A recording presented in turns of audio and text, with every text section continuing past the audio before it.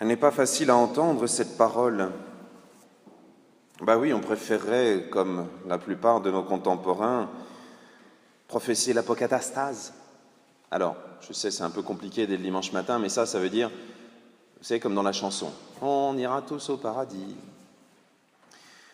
Sauf que rappelez-vous que dans la chanson, le plus important, c'est le dernier mot. Moi, j'irai au paradis. Ben là, c'est exactement ce que Jésus nous répond.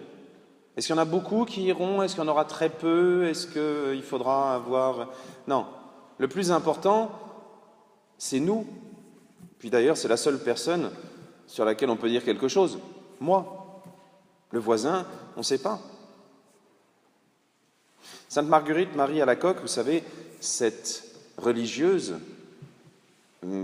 visitandine, si je me souviens bien, mais je ne suis pas sûr de ça, bref, cette religieuse en tout cas, qui a vu le Christ, elle qui a développé cette fête du Sacré-Cœur de Jésus, ce culte du Sacré-Cœur de Jésus qui fait que dans quasiment toutes nos églises, on a une statue du Sacré-Cœur. Un jour, Sainte Marguerite Marie a demandé à Jésus qui lui apparaissait, mais quelle est l'âme qui te fait le plus plaisir? Il n'a pas donné le nom d'un grand théologien, il n'a pas donné le nom d'un grand évêque, d'un remueur de foule, il n'a pas donné le nom d'un saint qui par la suite a été canonisé. Il lui a juste parlé d'un obscur petit maître des novices au fin fond d'un couvent perdu au milieu de la campagne dans un pays européen, que personne d'ailleurs ne connaissait et dont on n'a pas gardé la trace. Et c'est bien d'ailleurs pour son humilité. Vous savez, ceux qui seront les premiers dans le royaume de Dieu, eh bien, si ça se trouve, c'est notre voisin, notre voisine, qui, sous des apparences tellement humbles, a peut-être une vie incroyablement belle aux yeux de Dieu. Ses prières offertes à Dieu seul, ses souffrances offertes pour le salut du monde, en union avec le Christ, etc. Mais ça ne répond toujours pas à notre question. Est-ce que nous, on ira?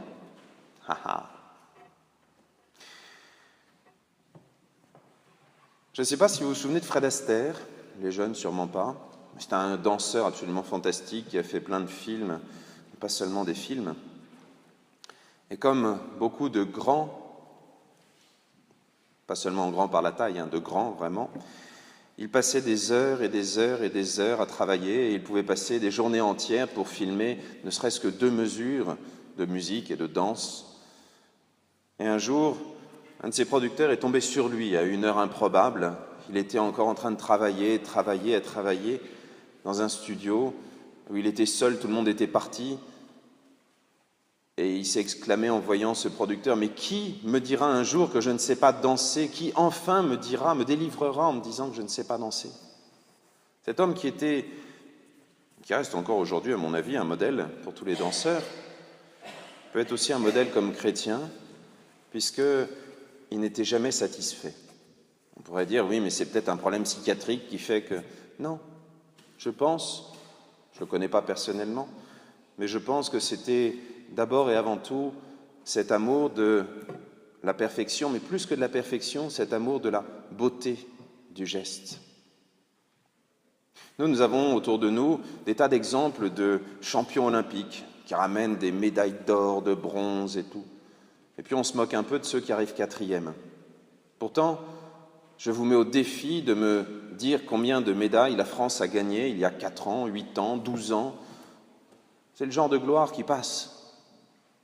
Tant mieux pour ceux qui l'ont obtenu, mais ça passe tellement vite.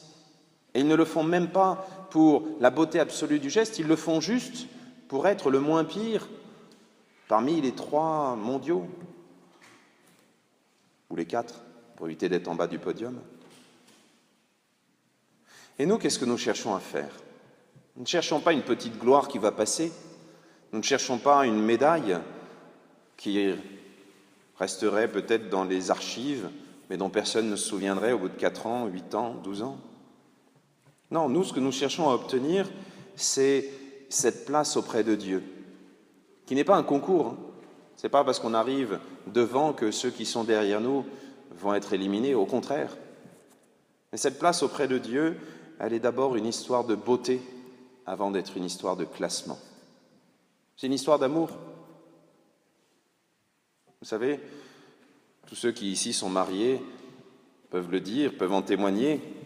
Lorsque il s'agit de demander sa main à quelqu'un, ça peut être un peu stressant. J'ai jamais fait, mais le jour où j'ai demandé à Dieu s'il voulait bien de moi comme prêtre, j'étais un peu stressé. Donc j'imagine que dans le mariage, ça doit être un peu la même chose.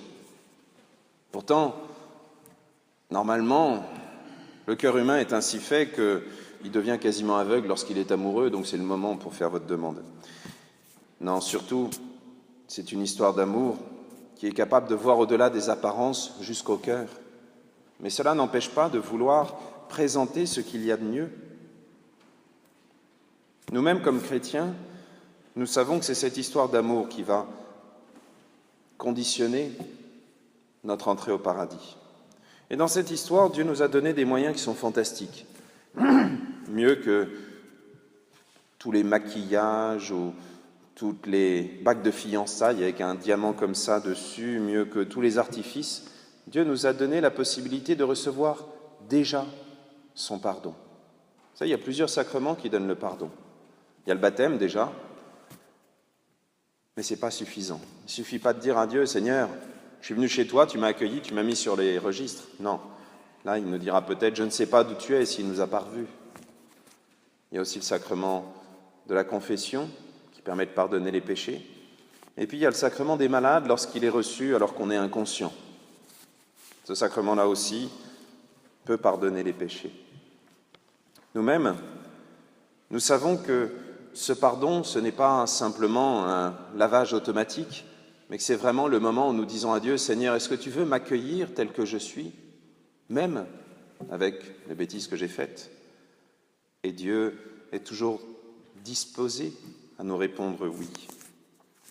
Alors vous voyez, ces petites choses sont moins difficiles que si on devait faire 10 ans d'entraînement intensif à un sport pour pouvoir avoir éventuellement une médaille. Mais c'est la première étape, le premier pas. Ensuite, nous devons, avec cet esprit libéré, demander à Dieu de savoir le choisir de tout notre cœur. Alors dans cette Eucharistie aujourd'hui, alors que c'est bientôt la rentrée, je suis désolé de rappeler de mauvais souvenirs pour les plus jeunes, alors que c'est peut-être l'occasion d'un nouveau départ, nous pouvons demander à Dieu non seulement de savoir nous confesser de temps en temps pour que le curé soit moins stressé, voilà, parce que sinon je vais me faire attraper là-haut en arrivant, mais surtout demander à Dieu de savoir prendre un nouveau départ dans la prière, dans la pratique de la messe dominicale, un nouveau départ dans la recherche de l'amour de Dieu. Parce que ce n'est pas simplement pour des honneurs que nous le faisons, mais c'est parce que Dieu nous aime et que de cet amour-là dépend toute l'éternité. Amen.